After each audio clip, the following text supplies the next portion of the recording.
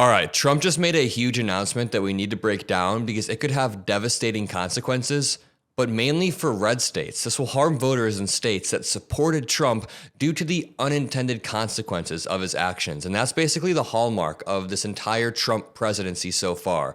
A mix of reckless decisions that have unintended consequences and end up hurting the people that voted for him. And we saw this during his last presidency. Do you guys remember in 2018, he disbanded the National Security Council's Pandemic Preparedness Office. This was a unit specifically designed to anticipate and respond to a global health crisis. And he thought, oh, we'll never need this. What do you know? A few years later, we get into a global pandemic and we were not prepared. That is a perfect example of the unintended consequences. And it's actually really similar to what he just announced today. Before we break that down, let's run through what's happened over the last 4 days and some of the unintended consequences of his actions. So first of all, he suspended all projects in the National Institute of Health. This will hurt the scientific research that we've been working towards every day. He then paused all communications from the FDA and the CDC. Again, a lack of communication between institutions will only hurt us long term. He pardoned 1,500 violent Trump loyalists.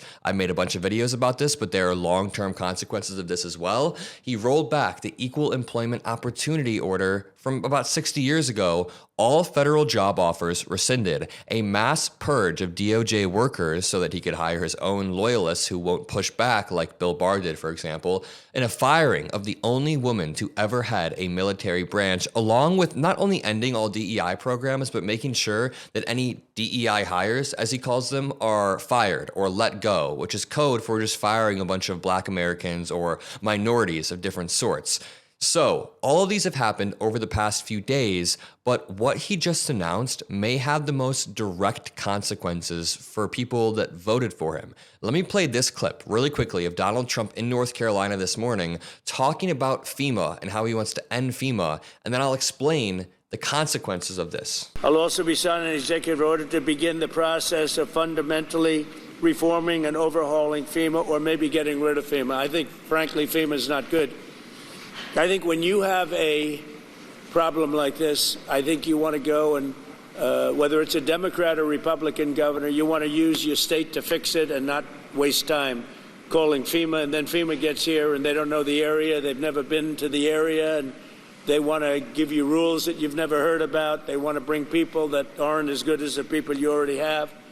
And FEMA's turned out to be a disaster. Okay, number one, he's just wrong. Yes, FEMA has its flaws, but if you delegated this to a state-by-state level, it would be an absolute disaster. FEMA exists to manage the state's response to these. They coordinate efforts across the federal, the state, and the local levels to make sure everyone's on the same page. And while local groups can often be impactful, yeah, they just don't have the infrastructure or the logistical capabilities to deal with certain, let's say, wildfires, hurricanes, things that we've seen over the past few months. So local groups also vary in their experience and may not be able to take care of certain things that FEMA is able to. And of course, there are flaws with FEMA, but broadly speaking, it's great to have it because just check this out. Check out this chart in this article because it perfectly proves that removing FEMA, it's not funny, it's terrible, but removing FEMA would hurt a few states in particular. This reads, FEMA individual assistance payments from January of 2015 to April of 2024. So this spans over almost a decade and it's very recent. You can see how much money has gone towards individual payments over the past 9 years. And the top 3 states are Florida. They get a lot of hurricanes and a lot of flooding. Louisiana received $2.4 billion. And then Texas received $2.1 billion. So when this dude says he wants to get rid of FEMA or abolish it entirely, it's because it's a self-fulfilling prophecy. He created and spread conspiracy theories about FEMA, and now that he's in power, now that he was able to consolidate power based off of these conspiracy theories, he wants to eliminate the department as a whole. In the same way that he just pulled us out of the World Health Organization. You know, I should have mentioned that in this list, but he pulled us out of the World Health Organizations because of conspiracy theories that him and his allies created. They create conspiracy theories about these institutions and they knock them down, not knowing that, yeah, Institutions don't have to be perfect. I'm sure the World Health Organization isn't completely perfect and smooth, but you're not just attacking the institutions when you undermine this. You undermine the safety and the well-being of millions of Americans, and it's all based on lies. I think the COVID pandemic response force is the perfect example of what I'm getting towards here. He got into office in 2017, January of 2017. He disbanded the entire pandemic response force in 2018. And then 2 years later, the consequences of that were absolutely dire because we didn't have the infrastructure in place. And was the pandemic response force perfect? I'm sure it wasn't. There's always some sort of bureaucracy in the government that makes it far from perfect, but it was needed. It was incredibly needed. Let's read this really quickly.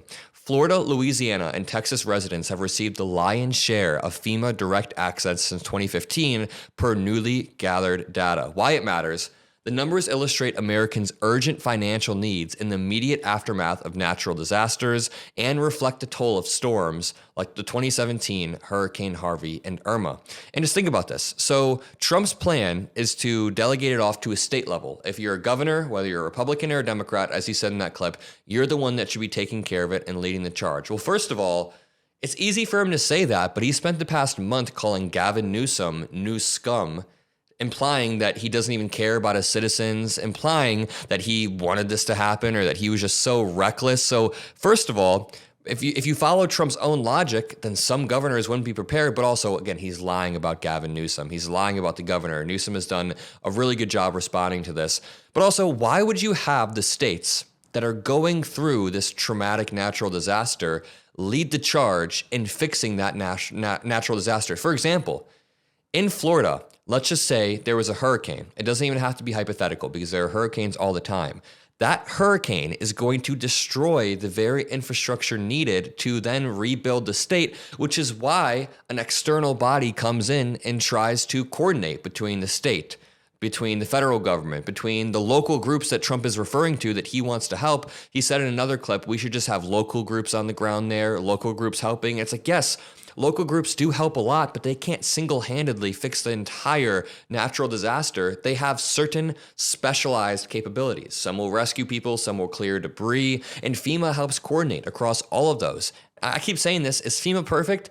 No, but eliminating this will just hurt red states more than any other state. Let's read this.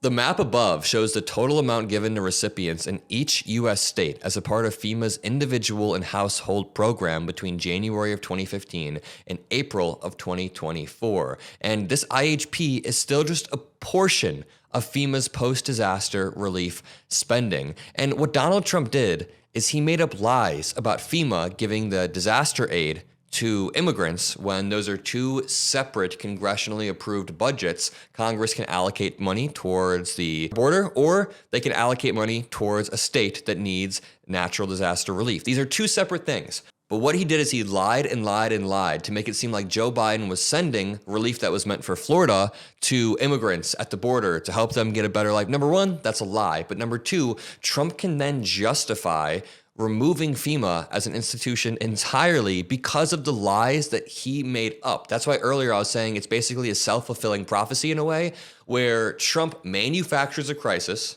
he spreads disinformation to inflame his base and to confuse people, overwhelm them about the crisis, and then he uses that manufactured outrage as sort of a pretext to seize more control and consolidate power. In this case, he's using the xenophobia of saying, oh, people are coming over the border and getting money, or just straight racism, if you want to call it that.